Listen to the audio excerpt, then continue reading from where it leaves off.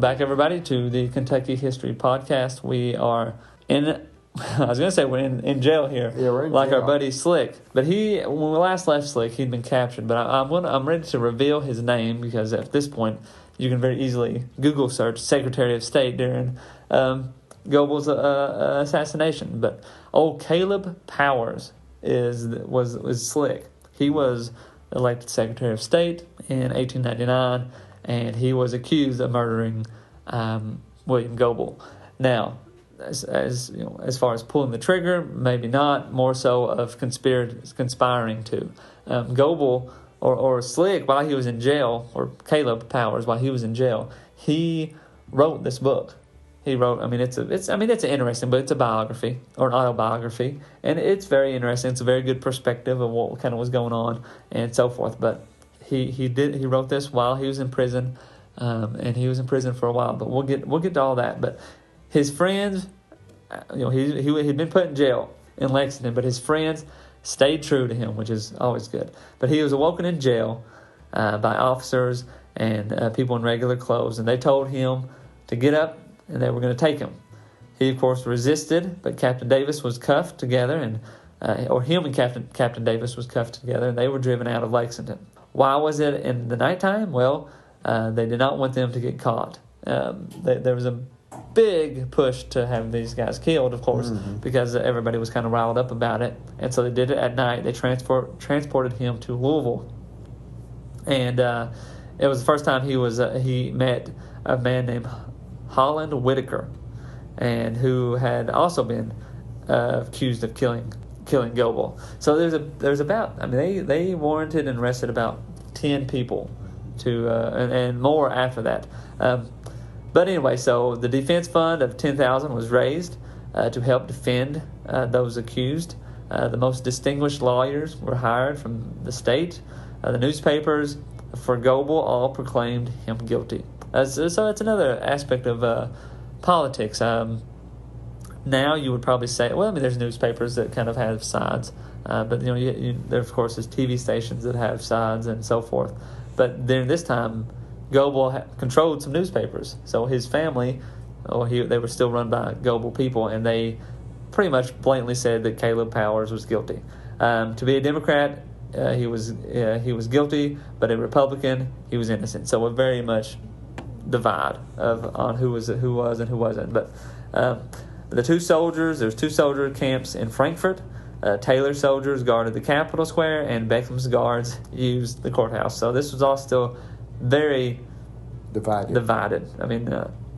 Rumors had it that Taylor guards were going to arrest Beckham and other Democrats on the ground for treason. Frankfort was in terrible, terrible times. Old Caleb wanted a speedy trial, and in March 23rd of 1900, before Judge Moore in Franklin County, the courtroom was full. People looked at him with disdain and bloodthirst. Guards were positioned all over.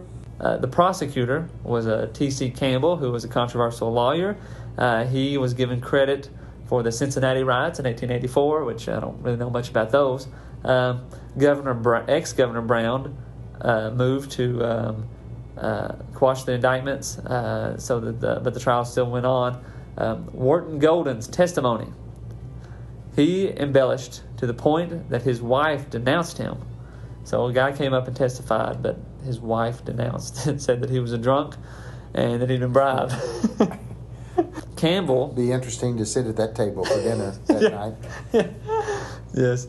Campbell makes an argument that Powers is responsible for going to the mountains and bringing back men to start a riot. He claims that the mountain men were wild and armed and ready for violence. It's true. Yeah. Powers' attorney, Denny, says there is nothing against the law with citizens coming to Frankfort. They come armed. He even says, I come armed. And at this point, during the trial, Campbell stands up and says, "You came here armed?" And Denny says, "No." And they both began to shout at each other. Denny, is a fairly big man, rose from his chair and approached Campbell, who also stood. Others began to stand, and the whole courtroom dove into chaos. Powers heard the clicks of pistols all around. Some men jumped out the windows, and others fled The through smarter ones. This is an IQ test. fled through the doors. He was in between the two men who were shouting at each other. So he stood to clear himself of the two men. But as soon as he did, numerous pistols were pointed at his head, and he later learned that 4 more was pointed at his back. So he slowly sat back down. Slowly things calmed down. He wasn't close to a window. But Brown exclaimed... Second floor. Yes, yeah. But Brown explained to Campbell that he must have misunderstood Denny, and things calmed back down. I said I didn't bring a gun. Yeah, I didn't bring the gun. The judge told them one more time, and they were all out of there. Yeah, everyone's armed. Anyway, Powers was denied bail, though. Others had been arrested for the murder. Taylor was also being rumored to be arrested. Richard Combs was arrested, which his alias was Tallow Dick. Is that Tallow? Yeah. Tallow Dick. Oh, Richard Combs' alias was Tallow Dick. Tallow Dick. I don't know what that means. Yeah. But that was the first time that Powers had met him. Robert Noakes would be arrested for complicity in murder.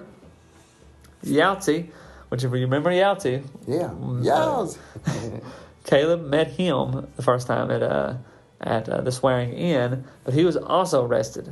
And Goble and Campbell wrote him a confession implicating Goble's murder. So, Governor Taylor, James Howard of Clay County, Barry Howard of Bell County, Tallow Dick Combs, Frank Cecil of Bell County, John Powers, which is Caleb Powers' brother, were all people that were either arrested or going to be arrested. Dick Combs, Frank Cecil, Barry Howard, and Jim Howard who had fired who were being accused of firing the fatal shot. He said that the shot came from the Secretary of State's office, but Powers had nothing to do with it. So that he kind of was, as people got arrested, he was being separated from the killing of Goble. He was more of just, it was done in his office, so he had to have had something to do with it. Yahtzee's attorney showed up, but he wouldn't talk. Yahtzee wouldn't talk at all. The decision against Taylor and Marshall as far as who's controlling the state goes to the Supreme Court. It is indicated that for the murder of Goble, Holland Whitaker of Butler County, Barry Howard of Bell County, Henry Yahtzee of Campbell County, James Howard of Clay County, and Tallow Dick Combs of Leslie County are all indicted for the murder of the actual killing. Also indicted of the murder was a few other people, but the Powers and Caleb Powers and his brother were both indicted as accessories to murder. Other accessories were William Taylor, the governor, and John Davis, policeman of Capitol Square, and Green Golden of Knox County. So these were all a bunch of charges pushed out to all these people, and so forth. New bills were issued to arrest the others accessories. Names not indicted were released from jail. So they'd arrested some people that they ended up just releasing because they didn't have anybody, or they didn't end up charging them. Taylor didn't know about this new bill, and Powers gets his case moved to Scott County, and of course it doesn't help. The federal Supreme Court decides against the Republicans, and the detective was ordered to serve Taylor the warrant. Governor Taylor flees to Indiana and is in exile of Kentucky for the rest of his life. The governor of Indiana refused to send him back. The Democrats used this to boost support and wrote in many articles claiming that Powers must be convicted, or the people that they had as well. Surely they'd be convicted as accomplice. Yeah. Not as the one who pulled the trigger, the murderers, but they got so many of them. There was only one shot fired. Yeah. So. Well, that's kind of I think that was their process, was to cast a big net. Boy, they did. Pacing back and forth on July 9th. Some of them that jumped out the window may have brain damage, I ain't thinking straight no more. I fell on my head. The bullets were flying. Yeah. So on the day of one of his trials, the Republicans weren't allowed to come to the trial. He noticed that there were a lot of women on the prosecution side, and was told that this was done on purpose so that the jury would think all the women in the state were against him. Which Probably felt that way anyway. His first trial was with Judge Cantrell. There's 179 witnesses, but only 5 of them were present, and the trial still went on. Yeah, it's a lot. Yeah. For the jury, there were a lot of biased jurors. The sheriff and his deputies were Gobelites, is what they kind of referred to them as, were told to go and get more jurors. And they were sent to Scott County, or the part of Scott County that was heavily Democrat. Mm-hmm. And Powers called them illiterate, narrow-minded, and Democratic reliable. And that was the requirement that they sought out. But 12 Dems on the jury, and one of them was proclaimed as a Republican. The prosecution was trying to pin this conspiracy that he brought the mountain men to Frankfurt, and they were angry all on him, just on Powers, which, technically Powers did. He was the one who went and got him. But the prosecutors anyway. The prosecution spent 3 weeks submitting evidence. Newspapers still slandering his name. People said that the jury was not seeing a trial but a conviction. They had 3 5-star witnesses, and 3 of them were Golden, Colton, and Noakes, who were all seeking immunity. Other 2, Weaver and Anderson, Powers calls them paid witnesses, but their testimonies were all, convincing, but yet interesting, I guess would be the best way to say it. Weaver's testimony was his home was in Denver, but was in Frankfurt. He was walking down the street by the Capitol. He'd never been in Frankfurt. He knew he was on Capitol Square. He remembered his exact position. He turned around when he heard the shot. He noticed a man who looked like he had been shooting in the Secretary of State's office. He then saw Goble on the pavement by the fountain and left. So that was his testimony. Yeah. That was his testimony. He'd never been to Frankfurt, and this guy was from Denver, and there he was.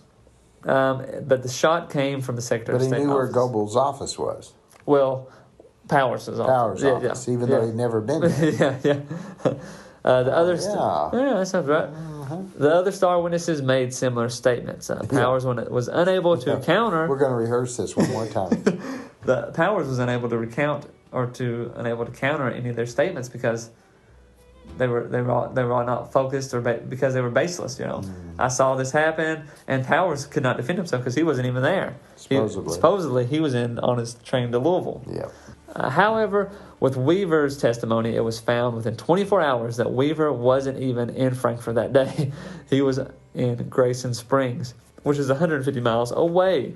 And eventually he was arrested and charged with perjury. But he was released and was still abroad. Anderson began his testimony, but sometimes would forget what he was supposed to say. But Campbell would read from a document, and then Anderson would remember what to say.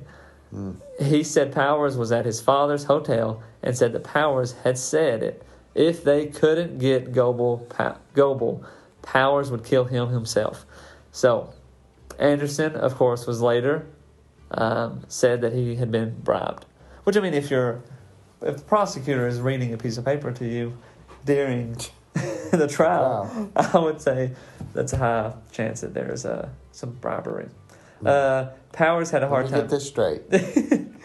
Where were you at? Yeah. On the day of the assassination. The entire state was focused on this case. All the Republicans were up for prosecution. Robert Noakes was another star witness and had talked boldly about politics and came from Corbin with the Mountain Men. On the stand, he said that Powers was his brother, and his brother had induced him to kill Goble.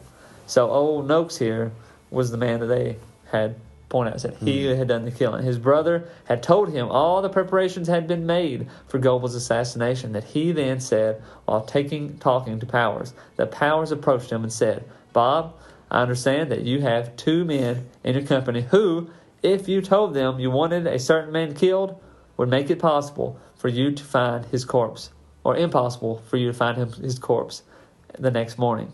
And then said, no other Democrats in the state of Kentucky could hold the Democratic Party together as he has.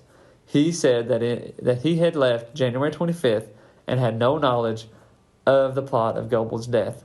So he was also confessed to perjury as well. So all these people, they keep on bringing up these witnesses that give this statement, then turn around and are at some point accused of bribery or perjury. Gosh, what a mess. It is a complete mess. Cohen exonerates me after giving sensational testimony. So said that he had talked to Dr. Johnson, who had a plan to kill Goble. He also had talked to many others who had planned to act, even saying Yahtzee said his slick scheme. So, again, Colton was asked one question that should have had cleared Powers' name. The question was, from Campbell, will now turn to Mr. Powers. State whether you had any conversations with Mr. Powers prior to the killing of Goble relative to that matter. Cohen said, never in my life. I never had a conversation with him regarding to the killing.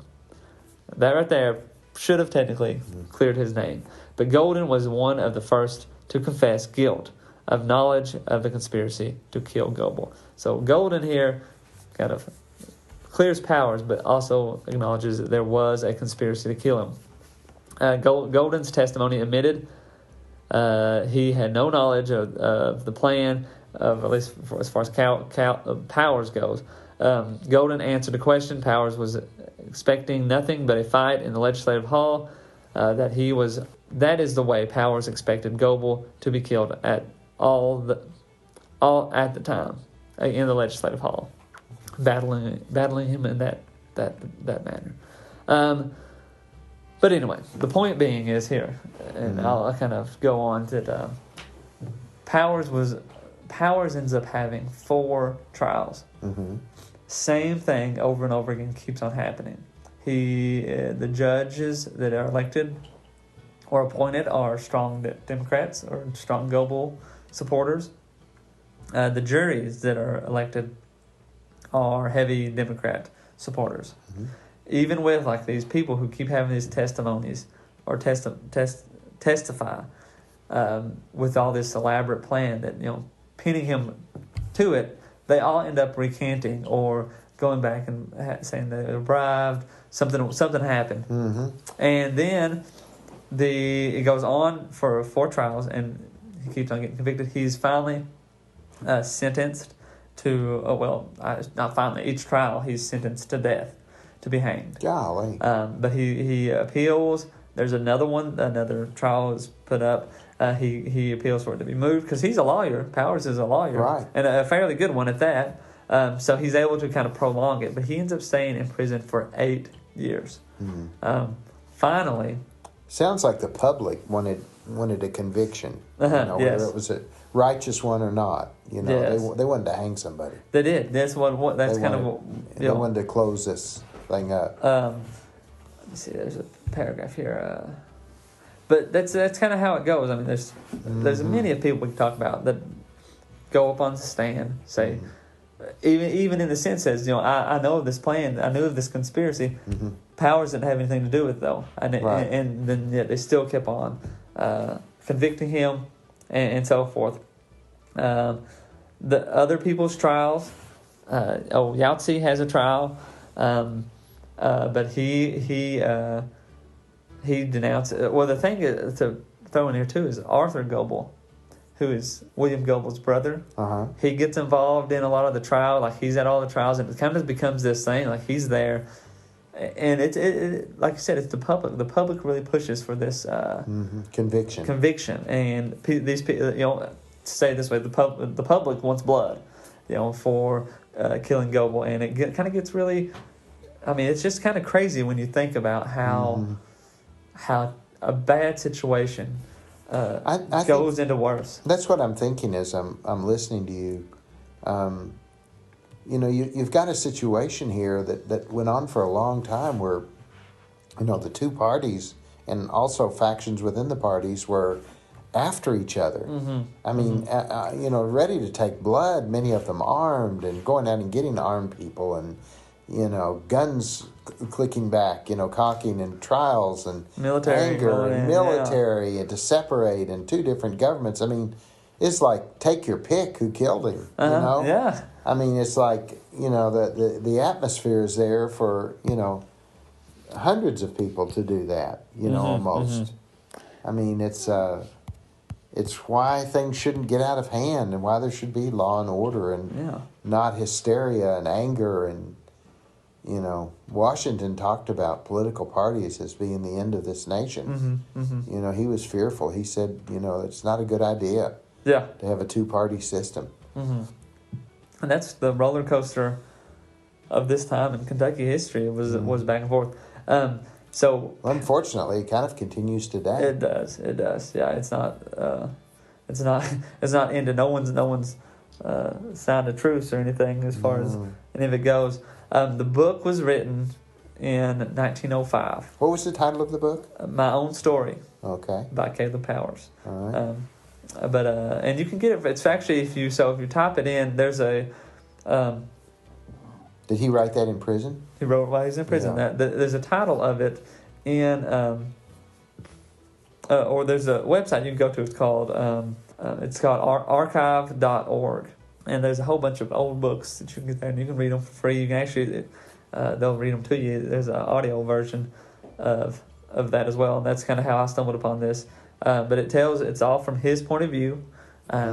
He's pretty much laying it out there, and I mean, you could definitely say he's a little bit biased. There's probably another side of the story that he obviously blames the Democrats for the situation, and not to say they don't have part of it to blame as well. But anyway, he is in a prison cell with 13 other people 13 other prisoners while he's writing this book. Wow. He said, and I beg to the reader, therefore, to be to its faults very blind, and to its virtue very kind. Noise and impertinent curiosity instead of privacy. 5 years in prison, and when he wrote this, he'd been in prison for 5 years, and still no final determination for his case. Lucky they didn't hang him. He got very lucky. I mean, because there was times at the end of each trial, he was sentenced to death. And he says that I know that a tremendous force resides in innocence, and that truth and justice sometimes slowly but always surely are marching on to victory. They may often tread with laden heels, and fail to arrive in the time to prevent the havoc wrought in the abuse of their name. But they really fail finally. But whatever fate befalls me, I shall have, in the end, as I have now, the consolation of knowing that some day my name, at least, will be vindicated. So that's it. Wow. He does address the he has a few speeches that he gives that are wildly moving, as he says, but that is that. In the book, he mentions the darkest crime in Kentucky's history, and I would agree with that. The assassination of Goble was definitely the darkest. I had no idea how the sides were drawn so much. There was so much anger and two different governments trying to cooperate at the same time, and all that craziness. Insane. I mean, really. Yeah, people going at each other. And it was. What are they for? Is it what they stand for? Is it their ego? Is it just fighting for party? What is it? I think some of them may lose track of that. They just get angry. We want to fight, man. Yeah. Everybody in Kentucky wants to fight. God bless. So Caleb Powers' fourth trial ended in a deadlocked jury. But 6 months later, the newly elected governor, Augustus Wilson, pardoned Powers. So he's out of jail now. I'm pretty sure Augustus Wilson was a Republican. Yeah.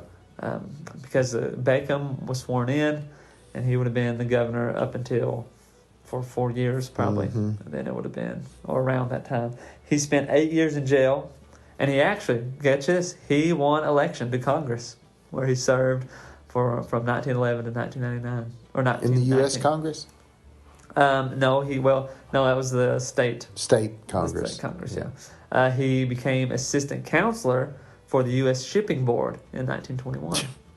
So I mean, you talk about politicians, and they are, they can do some awful things, but yet still, and not to say Caleb Powers was innocent or guilty, but they still find their way back into office. On July 25th in 1932. Powers died, and he's buried in Barberville. He did remarry, and his wife was Dorothy, lived on after he died. But he married in his youth, and his wife died. Right. So real quickly, and he didn't marry again until he got out of jail. So, and at this time, he was when he got out of jail, he would have been. I mean, he would not have been that old because he was very young. He had That's right. Political ambition. He was very wow. That's go. a heck of a story. It is. Kentucky story. Kentucky boy. Wild. I would say William Goebel. A lot of stories make you kind of proud of Kentucky, but this one doesn't make me proud for some reason. It shows all the bad. It shows just bad blood and ignorance and hate and it gives you a thing of society as if it's all corrupt and political and leaves a bad taste in your mouth. It really does. I mean, whether or not he, only God knows the truth on this. I was going to ask you if you had an opinion after reading the book. After reading the book, I would say that he's guilty. Hang him! They should have hanged him the first time. No. Everyone would have felt better. Yeah. Why didn't he just let Especially the guy that did it? Do I think that he had something to do with it? Oh, he did. I'm going to say... It's hard. It's so hard to say one way or the other. I'm going to say that he may have had knowledge of it. Yeah. Was he a primary player? No. Yeah. Would I say that there's a high chance that he was in a tavern or someplace at some point saying, Goble needs to die? Very likelihood. Just going ever since that guy took over his office or tried to. Yeah. That's it. Yeah. Because he does seem like a very ambitious dude. Definitely. Yeah. He was young. He sought office young. He was successful at it. He was smart, intelligent. But I don't know. I don't know. I would say that he probably had some sort of knowledge of it to an extent. Maybe not to the extent that it was happening in his office. He probably went back and said, "What were you thinking?" Why were they using his office? Yeah, that and that is said. I don't think I mentioned that it is said that the office was unlocked. That's how they got in there. I'm sure. That's how the people got in there. Yeah. So, that is very suspicious. Is it very ironic that he was on his way to Louisville when it happened? I remember going to the State House and looking at that situation, and there was something about the way his office window was, I think on the second floor or something. It was like one of the only ones that had a clear view shot of the sidewalk. Yeah. So, this was very much premeditated. They knew very that well planned. Goble would come out and be walking down there, and it was just like a perfect, sight for him to get a shot off at him. And whoever did it knew it. Yeah. Yeah. And they planned this, man. Oh, yeah. And throughout these trials, and there were probably several people that knew about it. Yeah. And throughout these trials, and I don't want to sit here and bore everybody with everybody's little trial, but like the Yautze, they all have these trials. Howard has a trial. And it's almost like there's a handful, or maybe even 10 or so people who they're all just lying, or they're all just making a story up, and it then causes this big pit. Some of them paid off. Yeah, some of them went over to Scott County. Some of the prosecutors are paying them, to lie. Just corruption, and it's just corruption all over the place. So it was almost impossible for them to get a truth of what happened. Yeah, and then sorry state of affair. That then leaves this open for somebody. The guilty person walks free. I don't know. I guess if I was to sum it all up, I would think Powers knew something was arise, was out of the town when it was convenient to be out of the town, and was unable, and then it all, and then it happens, and through trials and so forth, there was not enough evidence to pointedly blame this Well, person. it was a system that was corrupt, too. Oh, yeah. I mean, the jury's corrupt, so, I mean, even if you had evidence or didn't have evidence, it doesn't matter. They're going to get somebody. Yeah. And they're going to get somebody on the other side. Uh-huh. And... So there's no way of knowing. It's just unfair. There's no justice there, Nothing. No.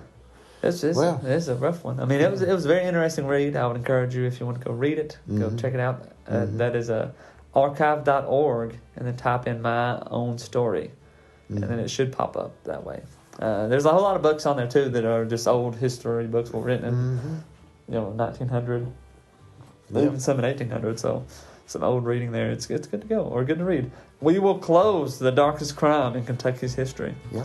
And maybe at some point we'll talk some more about it. It's very interesting. There's some newer books that people have written about it, so you can get those and read as well. I plan on trying to do that at some point, but we've talked enough about Caleb Powers the past few weeks, so we'll move on to something new. Sounds good, man. All right. We'll see y'all next time. All right. Thanks for listening. Yep.